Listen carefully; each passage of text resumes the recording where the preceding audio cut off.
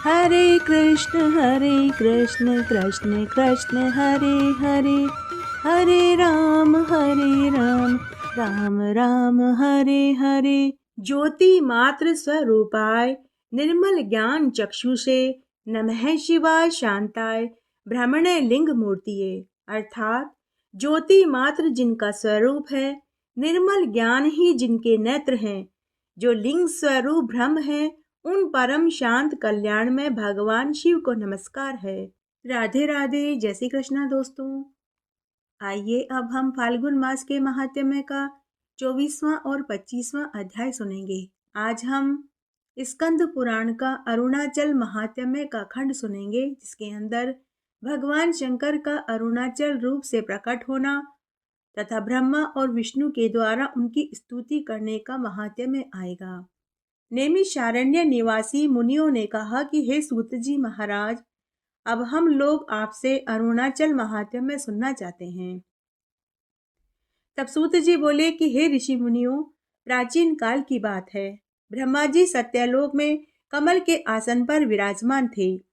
उस समय महात्मा सनक ने उन्हें प्रणाम करके हाथ जोड़कर पूछा कि हे भगवान, आप संपूर्ण भुवन के आधार और वेद्य पुरुष हैं। हे चतुर्मुख, आपकी कृपा से मुझे संपूर्ण विज्ञान प्राप्त है। हे दयानिधे, भूमंडल के समस्त शिवलिंगों में जो परम निर्मल दिव्य और अपरिच्छिन्न महिमा से युक्त हैं, जिसके नाम स्मरण मात्र से ही समस्त पातकों का नाश हो जाता है, जो मनुष्य को सदा भगवान शिव का सारूप्य प्रदान करने वाला है, जिसका आदि नहीं है, जो समस्त जगत का आधार तथा भगवान शंकर का अविनाशी तेज है और जिसका दर्शन करके जीव अपने आप को कृतार्थ मान लेता है। आज मैं उसकी महिमा सुनना चाहता हूँ। तब ब्रह्मा जी बोले कि हे पुत्र, तुमने मेरे अंतःकरण में पुरातन शिवयोग की स्मृति याद दिला दी। तुम्हारे प्रति आदर का भाव होने से मैंने चिंतन करके उस योग को स्मरण कर लिया है। तुम्हारी अधिक तपस्या के प्रभाव से मेरे चित्त में परम उत्तम शिव शक्ति का उदय हुआ है, जिसने मेरे हृदय को क्षण भर में अपनी ओर आकृष्ट कर लिया। जिन पुरुषों की सदा परम शांत भगवान सदाशिव के प्रति भक्ति रहती है, वे अपने चरित्रों से संपूर्ण जगत को पवित्र कर देते हैं। शिव भक्तों के साथ वार्तालाप करने, निवास करने, मेल जोल करने, दर्शन करने, स्मरण करने मात्र से ही मनुष्य के 7 जन्मों के पाप धुल जाते हैं। पूर्व काल में सबकी पाप राशि को दूर करने वाला अविनाशी करुणा से भरा हुआ अद्भुत शिव तेज किस प्रकार प्रकट हुआ, वह वृतांत आज मैं तुम्हें सुनाता हूँ। तुम ध्यान से चित्त लगा कर के सुनो। एक समय मेरे और भगवान विष्णु के समक्ष एक अग्नि में स्तंभ प्रकट हुआ, जो संपूर्ण लोकों को लांघ कर ऊपर से नीचे तक फैला हुआ था और सब ओर से अग्नि के समान प्रज्वलित हो रहा था। उसका कहीं भी आदि और अंत न होने के कारण वह संपूर्ण दिगंतों में व्याप्त जान पड़ता था। भगवान शिव के उस तेजोमय स्वरूप को देखकर मैंने भक्ति पूर्ण चित्त से उसका मानसिक पूजन किया और अपने चारों मुखों से वेद मंत्रों का उच्चारण करते हुए शिव की स्तुति करी। वह स्तुति इस प्रकार थी, जो संपूर्ण लोकों को उत्पत्ति के एकमात्र हेतु हैं, उन परम महान भगवान शिव को नमस्कार है, जिनसे सब कुछ प्रकाशित होता है। उन्हीं आपको सादर नमस्कार है। हे शंभो, आपका यह विश्वव्यापी तेज सब ओर प्रकाश फैला रहा है, किंतु जो लोग आपकी कृपा से वंचित हैं, वे इसका दर्शन नहीं कर पाते। ठीक वैसे ही जैसे जन्म के अंधे सूर्य को नहीं देख पाते।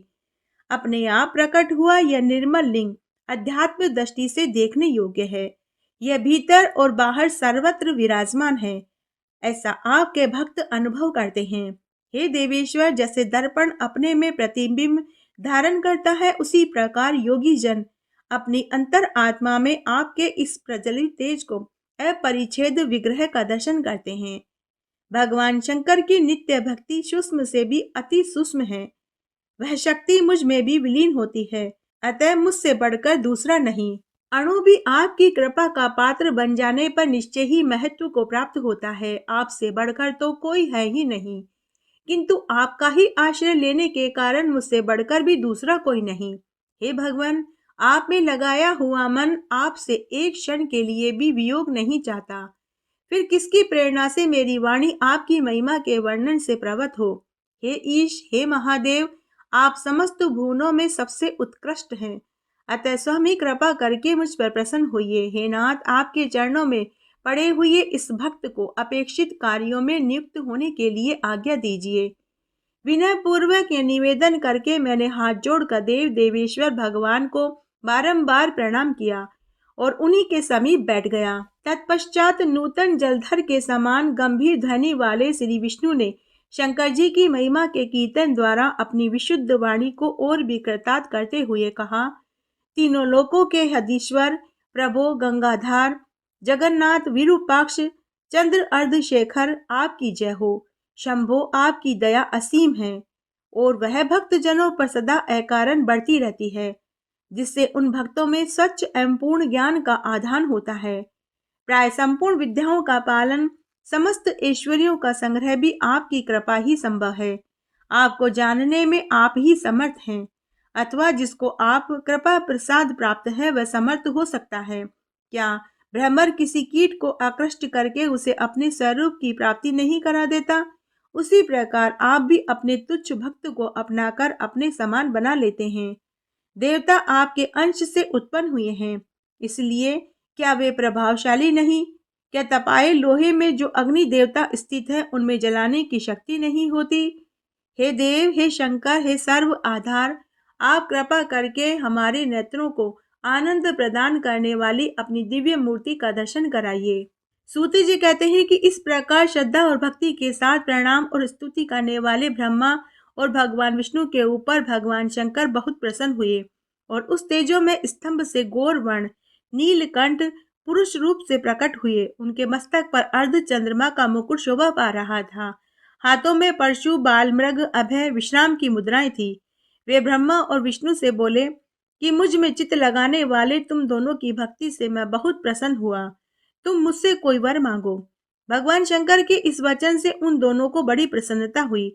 उन्होंने हाथ जोड़कर अपना अपना पृथक प्रयोजन निवेदन किया और कभी परास्त न होने वाले त्रिभुवन विधाता भगवान शिव का वैदिक मंत्रों से स्तवन करते हुए इस प्रकार बोले कि हे भगवान, आपके इस दिव्य रूप को हम नमस्कार करते हैं। आप सतत वर देने वाले ईश्वर हैं, तेजो में हैं। देवताओं में सबसे श्रेष्ठ महादेव आप हैं। आप योगियों के ध्यान करने योग्य निरंजन ब्रह्म रूप है। हे देव, आपने अपने तेज में से संपूर्ण आकाश का अंतराल परिपूर्ण कर रखा है। इससे क्षण भर में ऐसी स्थिति हो जाने की संभावना है जिससे ये पूछना पड़ेगा कि देवताओं का निवास स्थान कहाँ था। समस्त देवलोक भस्म हो जाना चाहता है। सिद्ध, चारण, गंधर्व, देवता, महर्षि आपके तेज से संतप्त हो आकाश में न तो ठहर पाते हैं, न ही कहीं आने जाने के लिए मार्ग ही पाते हैं। आपके उग्र तेज से तपती हुई यह समूची पृथ्वी अब चराचर जगत को उत्पन्न करने में समर्थ न होगी। अतः समस्त संसार पर अनुग्रह करने के लिए आप इस तेज को समेटकर अरुणाचल नाम से स्थावर लिंग हो जाइए। जो मनुष्य आपके अरुणाचल नामक इस ज्योति में स्वरूप को भक्ति पूर्वक नमस्कार करेंगे, वे देवताओं से भी अधिक सम्मानित होंगे। यह स्तुति सुनकर भगवान शंकर ने तथास्तु कहकर वैसा ही वरदान दिया। उस समय कमलाकांत भगवान विष्णु ने अरुणाचल पति शिवजी से प्रार्थना करते हुए कहा कि हे करुणा निधान, हे अरुणाचलेश्वर, प्रसन्न हो जाइए। हे प्रभो, हे महेश्वर, आपका प्राकट्य समस्त लोकों के हित के लिए हुआ है। आपके इस परम अद्भुत स्वरूप की उपासना थोड़े पुण्य वाले लोगों को सुलभ नहीं है। मैंने और ब्रह्मा जी ने वेदोक्त स्त्रोक्त द्वारा आपकी स्तुति की है। जो मनुष्य आपका पूजन करेंगे वे निष्पाप एवं कृतार्थ होंगे। जो लोग अनेक प्रकार के उपहारों और पूजन सामग्रियों के द्वारा आपकी पूजा करेंगे वे अवश्य चक्रवर्ती राजा होंगे और सब पापों से तत्काल मुक्त होकर शुद्ध चित्त हो जाएंगे। आपके समीप आए हुए सब मनुष्यों को अहंता ममता का परित्याग करके निरंतर आपके चरण कमलों का ध्यान करना चाहिए। तब भगवान चंद्रशेखर ने कहा कि ऐसा ही होगा। यह कहकर भगवान विष्णु को वरदान दिया और अरुणाचल स्वरूप से स्थावर लिंग हो गए। समस्त लोकों का एकमात्र कारण यह तेज सलिंग अरुणाचल नाम से विख्यात हो इस भूतल पर दृष्टिगोचर हो रहा है। प्रलय काल में संपूर्ण लोकों को अपने भीतर डुबो देने वाले चारों समुद्र भी इस अरुणाचल के निकट की भूमि का स्पर्श तक नहीं कर पाते। ब्रह्मा जी बोले कि हे सनक, अरुणाचल रूप से स्थित हुए भगवान शंकर के स्वरूप का जो लोग दर्शन नमस्कार करते हैं वे निश्चय ही कृतार्थ हो जाते हैं। अरुणाचल का दर्शन समस्त तीर्थों में स्नान, संपूर्ण यज्ञों के अनुष्ठान का फल देने वाला है। उससे भगवान सदाशिव की प्रसन्नता प्राप्त होती है। जो लोग पदक्षिणा, नमस्कार, तपस्या नियमों द्वारा अरुणाचलेश्वर का पूजन करते हैं, भगवान शिव उनके अधीन हो जाते हैं। तपस्या, योग और दान से भी भगवान शंकर वैसे प्रसन्न नहीं होते जैसे कि एक बार भी अरुणाचल के दर्शन कर लेने से हो जाते हैं। जिसके द्वारा अरुणाचल लिंग की पूजा हो गई, उसे कलयुग का कभी दोष नहीं चढ़ता, उसे कोई आदि व्याधि रोग और दोष भी नहीं सताता।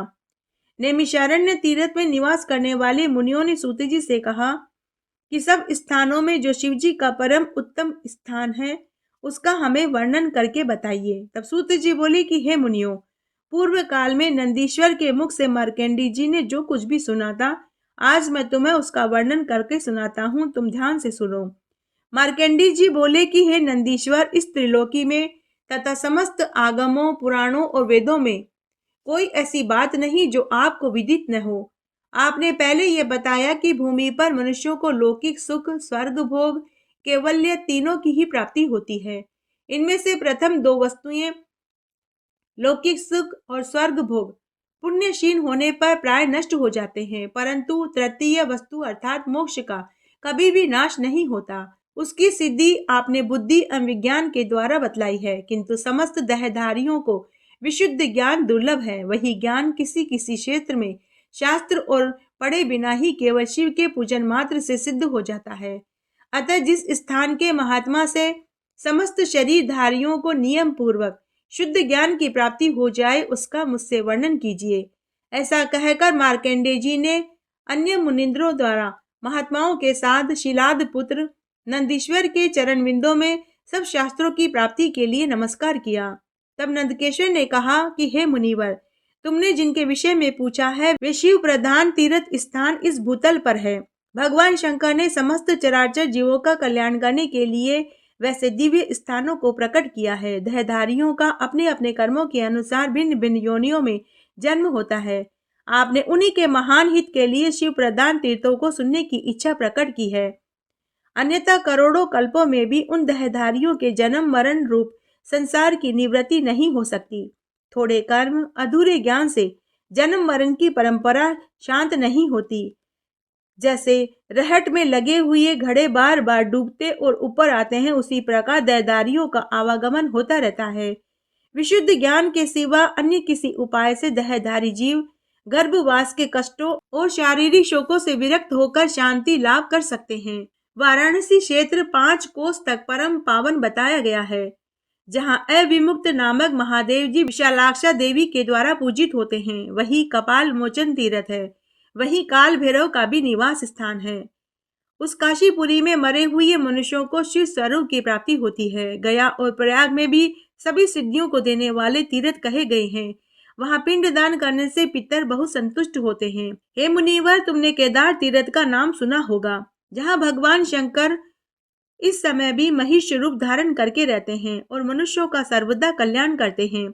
बद्री का आश्रम तीर्थ मनुष्य को सब प्रकार की सिद्धि प्रदान करने वाला है। वहाँ देवी पार्वती के साथ महादेव जी नर नारायण द्वारा पूजित होकर रहते हैं। तुमने नैमिषारण्य क्षेत्र का नाम भी सुना होगा, जहाँ त्रिपुरासुर का विनाश करने वाले देवा अधिदेव महादेव जी निवास करते हैं। अमरेश तीर्थ भी सब पुरुषार्थों का साधक बताया गया है। वहाँ ओंकार नाम वाले महादेव जी और चंडिका नाम से प्रसिद्ध पार्वती जी निवास करती है। पुष्कर नामक महातीर्थ में रुजुगंधी शिव और पुरुहूता देवी निवास करती है। आषाढ़ी नाम का पवित्र तीर्थ स्थान है, वहाँ आषाढ़ेश महादेव और रति नाम वाली देवी निवास करती है। दंडी मुंडी नाम से प्रसिद्ध जो तीर्थ स्थान है वह मुंडी महादेव और दंडिका देवी निवास करती है। लाकुली नामक विशुद्ध तीर्थ है, जहाँ लाकुलीश महादेव और सर्व मंगला देवी निवास करती है। भारभूति नामक स्थान में भार नामक शिव और भूति नामक पार्वती निवास करती है। अरालकेश्वर नामक स्थान है, जहाँ सूक्ष्म नाम वाले शिव और सुषमा नाम वाली गिरिजा नंदिनी निवास करती है। कुरुक्षेत्र नामक स्थान है, जहाँ स्थाणु नाम वाले महादेव और स्थाणु प्रिया नाम वाली महादेवी वास करती है। कनखल नामक उत्तम स्थान है, जहाँ शिव उग्र नाम से और गिरिजा नंदिनी उमा नाम से निवास करती है। मार्कंडे तालक नाम वाले तीर्थ में स्वयंभू महादेव और स्वयंभूवी महादेवी रहती है। 28 नामक महातीर्थ है जहाँ सूर्य देव ने भगवान शंकर की पूजा करके अपना मनोरथ पूर्ण किया था। वेद वेताओं में श्रेष्ठ मार्कंडे कृतिवास क्षेत्र है जहाँ का निवास महादेव जी के लिए कैलाश की अपेक्षा अधिक प्रिय है। श्रीशैल पर भगवान महेश्वर और ब्रह्मर अंबिका देवी के साथ मल्लिका अर्जुन नाम से निवास करते हैं। ब्रह्मा जी ने सृष्टि कार्य की सिद्धि के लिए इनका पूजन किया था। स्वर्णमुखी नदी के तट पर भगवान शंकर कालहस्ती नाम से प्रसिद्ध हैं। उनके साथ भृंगमुख राल का नाम वाली अंबिका देवी रहती है।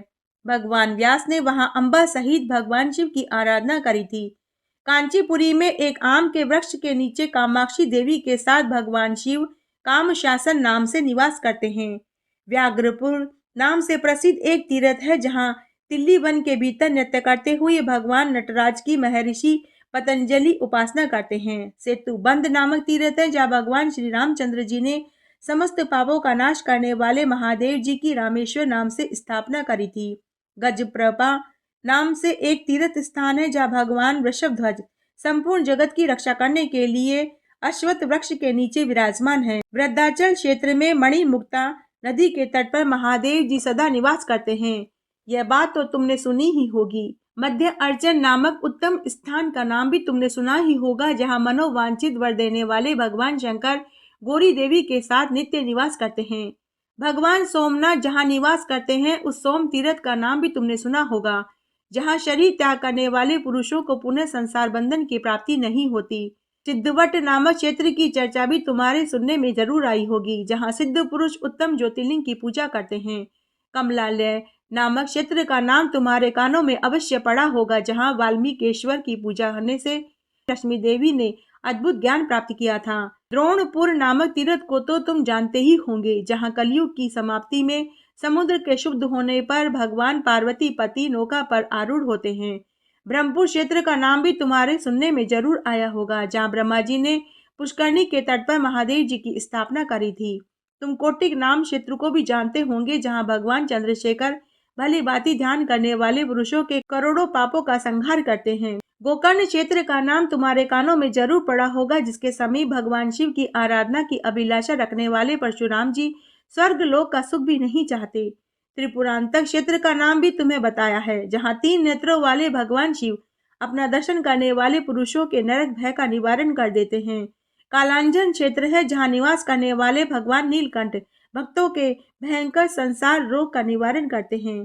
प्रियाल वन प्रसिद्ध क्षेत्र है जहाँ भगवान अंबिका पति ने दूध की इच्छा रखने वाले उपमन्यु को दूध का समुद्र ही दे डाला था। प्रभास क्षेत्र का परिचय भी तुम्हें दिया गया जहाँ भगवान चंद्र अर्धशेखर ने श्री कृष्ण और बलभद्र से पूजित होकर अक्षय फल प्रदान किया था। वेदारण्य तीर्थ को जानते हो जहाँ प्रजापति दक्ष ने मोक्ष के लिए भगवान शंकर की प्रार्थना करी थी। हेमकुट नाम तुमने सुना होगा जो भगवान त्रिलोचन का स्थान है जहाँ तपस्या करने वाले पुरुषों का पुनर्जन्म नहीं होता। वेणुवन नामक क्षेत्र पर सब पापों का नाश करने वाले हैं जहाँ वंशलता के गर्भ से मुक्तामणि में भगवान शिव प्रकट हुए। अंधकासुर के शत्रु भगवान शिव का जलंधर नामक स्थान तुमने जरूर सुना होगा जहाँ तपस्या करके जलंधर ने शिव गणों का आधिपत्य प्राप्त किया था। ज्वालामुख नामक स्थान को तो तुम जानते ही हो जहाँ ज्वालामुखी देवी ने भगवान काल रुद्र का पूजन किया था। भद्रपट नाम से प्रसिद्ध एक क्षेत्र है जिसे तुमने भी सुना होगा जहाँ भक्तों ने संपत्ति के लिए भगवान त्रिलोचन का पूजन किया था। गंधमादन क्षेत्र तुम्हारे सुनने में जरूर आया होगा जहाँ भगवान मृत्युंजय की पूजा करके मनुष्य निश्चय ही सुख प्राप्त करता है। मैंने शिव जी के गो पर्वत नामक स्थान का भी परिचय दिया था जहाँ उपासना करके पाणिनि व्याकरणों में अग्रगण्य हो गए। वीर कोष्ठ नामक क्षेत्र को तुम्हें स्मरण है न जहाँ तपस्या करके महर्षि वाल्मीकि ने सभी कवियों में प्रधानता प्राप्त करी थी। महातीर्थ को तो तुम जानते ही होंगे जहाँ भगवान शंकर ने ब्रह्मा आदि देवताओं को पढ़ाया था। मयूरपुर नामक महेश्वर तीर्थ है जहाँ तपस्या करके इंद्र ने व्रज प्राप्त किया था। वेगवती नदी के तट पर श्री सुंदर नामक क्षेत्र है जहाँ कलयुग में भी देवादिदेव भगवान महादेव शोभा पाते हैं। भगवान शंकर के कुंभकोण नामक स्थान को तुम जानते हो जहाँ माघ मास में साक्षात गंगा जी भी अपने पाप की शांति के लिए निवास करती है। गोदावरी नदी के तट पर त्र्यंबक नामक स्थान है जहाँ कार्तिकेय ने तारकासुर को मारने वाली शक्ति प्राप्त करी थी। श्री पाटल में व्याघ्रपुर नामक स्थान है जहाँ त्रिशुंग मुनि ने जाति शुद्धि के लिए गंगाधर शिव का पूजन किया था। कदमपुरी नामक क्षेत्र तो तुम्हें याद ही होगा, जहाँ महादेव जी ने तुम्हारे ही लिए त्रिशूल से काल पर आघात किया था। अविनाश क्षेत्र में भगवान शिव पार्वती देवी के साथ सदा वास करते हैं। रक्त कानन नाम से प्रसिद्ध जो क्षेत्र है उसमें भगवान शिव ने मित्र और वरुण देवता को वरदान दिया था। पाताल में हाटकेश्वर क्षेत्र है जहाँ विरोचन कुमार बलि अपने अभिलषित पद की प्राप्ति के लिए महादेव जी की पूजा करते हैं। भगवान के प्रिय निवास कैलाश को तो तुम जानते ही हो, जहाँ यक्ष राज कुबेर भक्तिभाव से भगवान त्रिलोचन की पूजा करते हैं। भगवान शिव के ये सभी स्थान मैंने तुम्हें बताए, तुमने भी तो इनको ध्यान से सुना होगा। अब और तुम्हारी क्या सुनने की इच्छा है? ओम जय शिव ओंकारा, स्वामी हर शिव ओंकारा, ब्रह्मा विष्णु सदा शिव, बोले भोलेनाथ सदा शिव, अर्धांगी धारा। ओम हरे हरे हरे महादेव, एकानन चतुरानन, पंचानन राजे शिव, पंचानन राजे, हंसासन गरुड़ासन, हंसासन गरुड़ासन, वृषवाहन साजे। ओम हर हर हर महादेव। दो भुज चार चतुर्भुज, 10 भुज अति सोवे शिव, 10 भुज अति सोवे, तीनों रूप निरखता, त्रिभुवन जन मोहे। ओम हर हर हर महादेव। अक्षमाला वनमाला, मुंडमाला धारी शिव, मुंडमाला धारी, त्रिपुरारी मुरारी, कर कमलाधारी। ओम हर हर हर महादेव।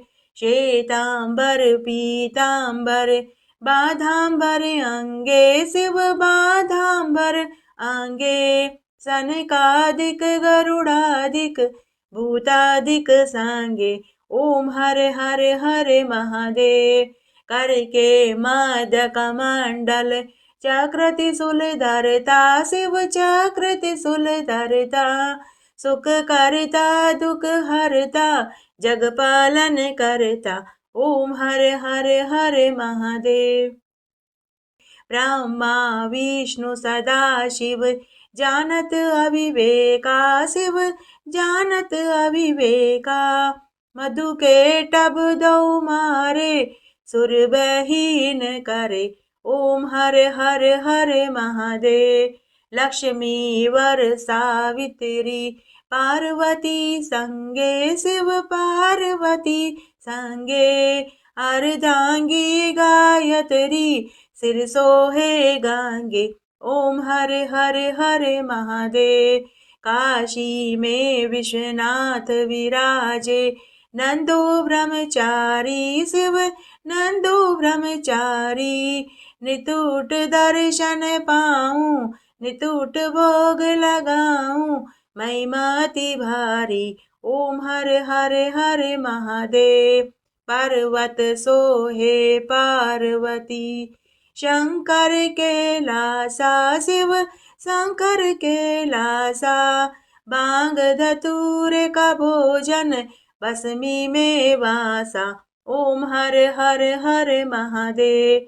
जटा में गंग बहत है, गल मुंडल माला शिव, गल मुंडल माला, शेष नाग लिपटावे, ओढ़त मृग छाला। ओम हर हर हर महादेव। 64 योगिनी गावत, नृत करत भेरू शिव, नृत करत भेरू, बाजत ढोल नगाड़ा, बाजत ढोल नगाड़ा, अर बाजत डमरू। ओम हर हर हर महादेव। त्रिगुण स्वामी जी की आरती, जो कोई नर गावे शिव, जो कोई नर गावे, कहत शिवानंद स्वामी, मन वांछित फल पावे। ओम हर हर हर महादेव। ओम जय शिव ओंकारा, स्वामी हर शिव ओंकारा, ब्रह्मा विष्णु सदा शिव, बोले भोलेनाथ सदा शिव, अर्धांगी धारा। ओम हर हर हर महादेव। इस तरह आज हमने फाल्गुन मास का महात्म्य सुना, आरती सुनी, कथा सुनी। आशा करती हूँ आपको इस महात्म्य को सुनने का संपूर्ण फल प्राप्त होगा। मेरे साथ बने रहने के लिए आपका धन्यवाद। आगे आने वाली कथा कहानी के लिए भी आप इसी तरह मेरे साथ बने रहें। धन्यवाद।